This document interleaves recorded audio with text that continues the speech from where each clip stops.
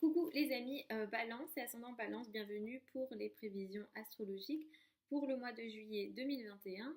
Donc pour ce mois de juillet 2021, on est dans un mois qui est moins intense que les 2 derniers mois, puisque les 2 derniers mois, nous avons accueilli des éclipses et donc nous avons eu des changements très importants avec peut-être aussi des situations énergétiquement élevées, intenses, au niveau émotionnel surtout puisque les situations d'éclipse comportent des changements importants, les choses s'accélèrent, donc c'est toujours un peu plus compliqué de les traverser.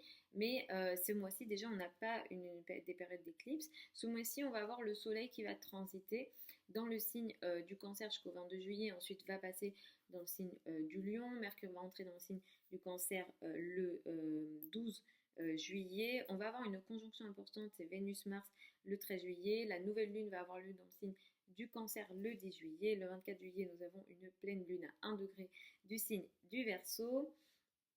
Et Jupiter va revenir dans le signe du Verseau en fin de mois. Donc tout ça, qu'est-ce que ça indique pour vous en tant que balance et ascendant balance? Donc vous, jusqu'au 22 juillet, du moins, vous allez... Alors tout au long du mois, c'est surtout le travail, la carrière et la place dans le monde qui prendra de la place.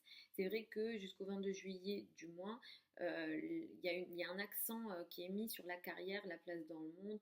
On vous voit, on vous reconnaît dans la carrière. Il y a une reconnaissance sociale, il y a un succès potentiel au niveau social. Ce qu'il y a aussi pour vous, c'est le 10 juillet.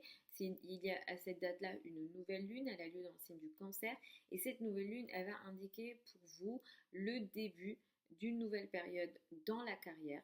Quelque chose qui va démarrer ici dans la carrière. Il peut s'agir pour certains d'un nouveau poste, d'un nouveau statut dans la carrière, des nouvelles responsabilités. C'est une nouvelle lune qui peut être intéressante pour vous, qui va aussi apporter, disons, une énergie plutôt positive dans la vie quotidienne ou dans le travail quotidien, qui pourra être aussi très transformateur d'un point de vue des énergies, surtout en termes de nouveautés.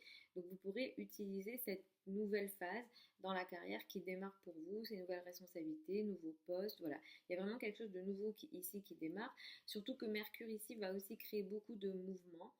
Il y aura peut-être beaucoup de transactions en lien avec la carrière, beaucoup de communication.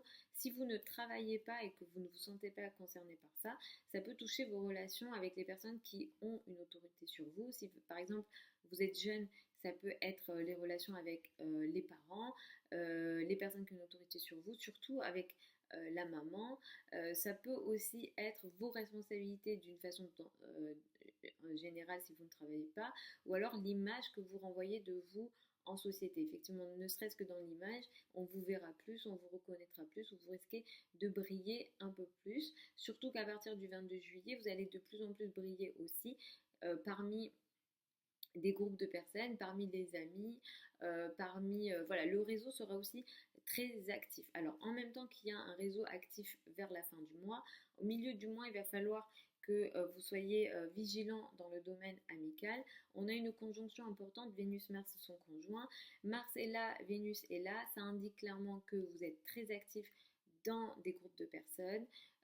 Vous agissez beaucoup avec vos amis, dans le cadre des amis ou pour vos amis d'une façon générale. Vénus étant là va créer aussi une énergie plutôt bienveillante et plutôt douce, mais Mars peut créer des énergies de difficulté dans la vie sociale, surtout à la moitié du mois. Il y a beaucoup, vous mettez beaucoup de motivation, beaucoup d'énergie dans la vie sociale, peut-être trop, du coup il faudra essayer peut-être de doser ici l'énergie parce que le 13 juillet, autour de cette date-là, on pourra avoir une situation peut-être excessive, compliquée, conflictuelle. Il y a un tiraillement qui risque de se créer entre les amis, les groupes de personnes, les réseaux, votre place dans certains réseaux et le domaine plutôt intime, amoureux ou les enfants. Saturne ici crée aussi peut-être des responsabilités vis-à-vis des enfants, des responsabilités dans la vie intime. Un blocage est possible pour certains d'entre vous au niveau amoureux. Certains d'entre vous peuvent aussi sentir que moins de bonheur, hein, en général, il peut y avoir cette énergie-là. Et du coup, il pourrait y avoir des situations de crise à gérer, des situations de difficultés à gérer. Si vous êtes balance, ascendant balance et que d'une certaine façon vous exercez des activités risquées dans le domaine des finances, la moitié du mois est absolument pas favorisée à ce niveau-là.